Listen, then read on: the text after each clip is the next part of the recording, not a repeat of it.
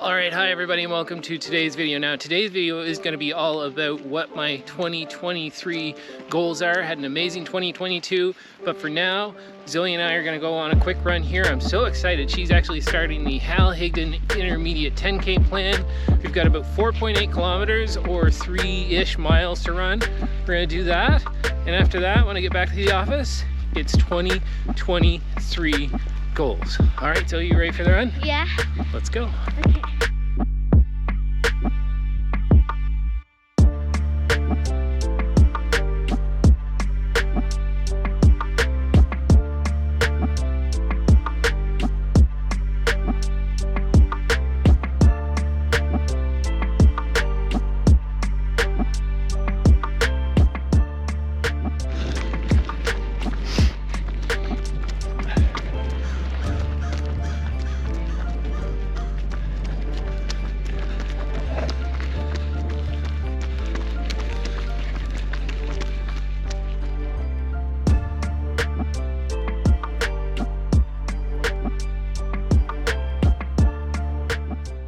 Alright, so the sun has finally set on 2022.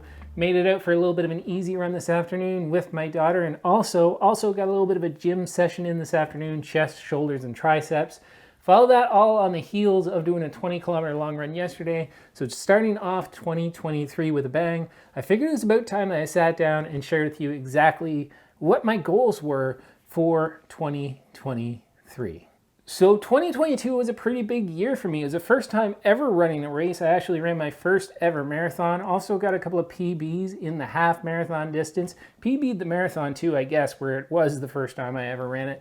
But it was a really solid year, and I want to follow that up with even a better year in 2023. By the way, if you haven't been watching my channel, please consider subscribing, click that bell notification, and give this video a thumbs up, and go back and watch some of those other videos. I think I've got a whole playlist of just my experience in training and running that first marathon, if that's something you're into. But let's get into talking exactly about why I'm making this video and what those goals are for 2023. So now we get to talk about why I've decided to share my goals here on YouTube. Well, first of all, I've seen so many other influencers out there, YouTube, different social media sites who have shared their goals for 2023, and I just want to throw my hat in the mix. It really inspired me to see all these people kind of setting the bar higher and higher year after year, looking to push themselves just a little bit further. So I wanted to be part of that group, and second of all, it just allows me to put it out there. It gives me a little bit of accountability on the goals I'm trying to reach. Now, the goals I am setting forward for me are pretty lofty goals, and I know there's going to be some people out there who are going to see these and think, you know what, they're not that big, Matt. Lots of people have done that before, but I haven't. And that's the point of my channel, is that I'm going through this running journey, and I really want to share with you all of my experiences. So let's get in to talking about exactly what my goals are for 2023. Now we get to talk about the meat of this video, which is what my goals actually are. We're going to break this up into two separate categories. The first category we'll call goals by the numbers, and the second category we'll call goals to help me get there. All right, so first goal in the goals by the numbers category is to run a sub 3:30 marathon. Now, the only other marathon that I've ever run so far is 4 hours, 5 minutes, and 49 seconds. I might have that off. I know it's going to be close, but I'll put the number here up on the screen. That was about a year ago. That was back in May of last year. May of this year, I'm actually planning on signing up for the same race. It's in the Fredericton area, so it does mean that I'm going to have to knock off about 36 minutes to that marathon. Now, here's the reasoning, or here's my rationale behind actually trying to attempt to do this spring. One is that when I ran that first marathon, it was my first race. I didn't really have any race experience, so I'm able to take that forward with me. And I've raced other races since then, a couple of different half marathons. And two, I really wasn't pushing myself to the limits. It was very difficult, and I'm not going to say that I had a whole lot left in the tank, but the advice that I took on the day when I was running that marathon, or when I was trying to decide how fast I would try to run that marathon, was that I wanted to make sure that I finished strong. So I think even then I had an opportunity to break 4 hours.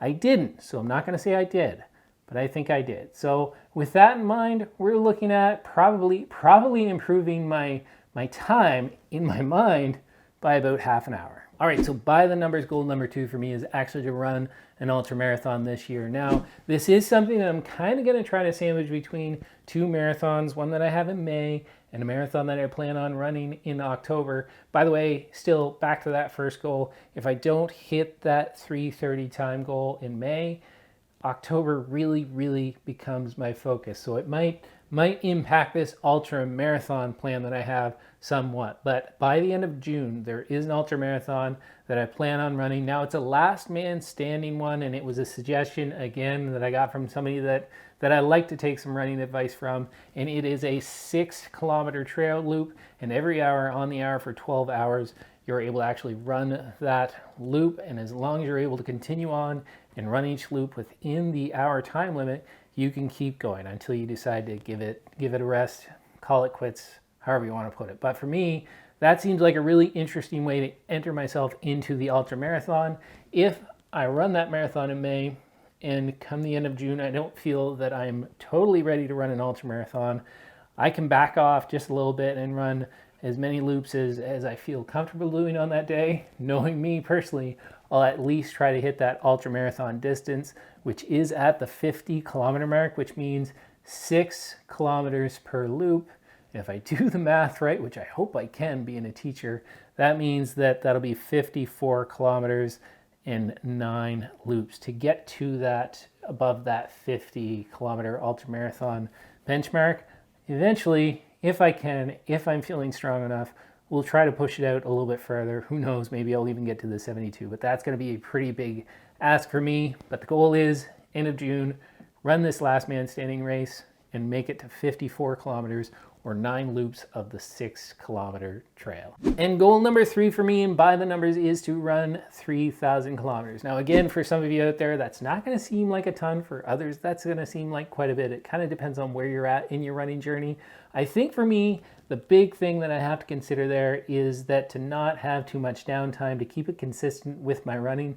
I was pretty good and on pace all throughout the year when I was into a marathon training block, but as we got in between marathons, as I realized that I could take a little bit of a rest, I almost completely stopped my running at a couple of different points. I diddled around with a couple of easy miles, but certainly didn't keep up to the mileage that I wanted to.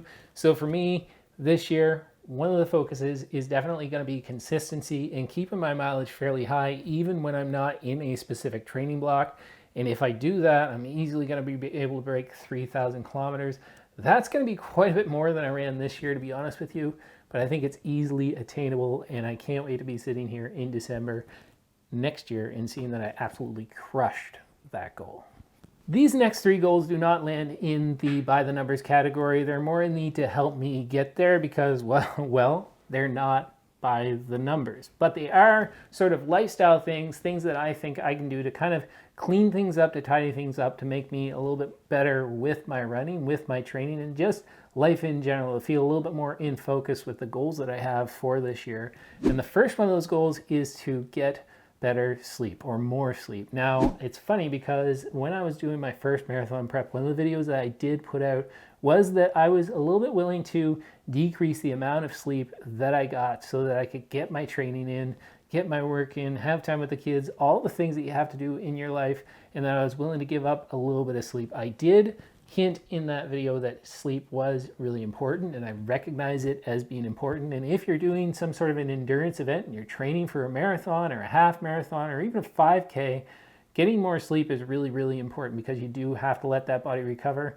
And I noticed in that last marathon prep, I'm not going to kid myself. I know this time around I'm going to be just as tired as I get further and further into the training block, but I noticed that I was really lacking in my sleep. So this time around, going to set my goal to get a little bit more sleep, go to bed a little bit earlier, and if I can, make sure that I squeeze in my runs when I can and not always sacrifice that sleep.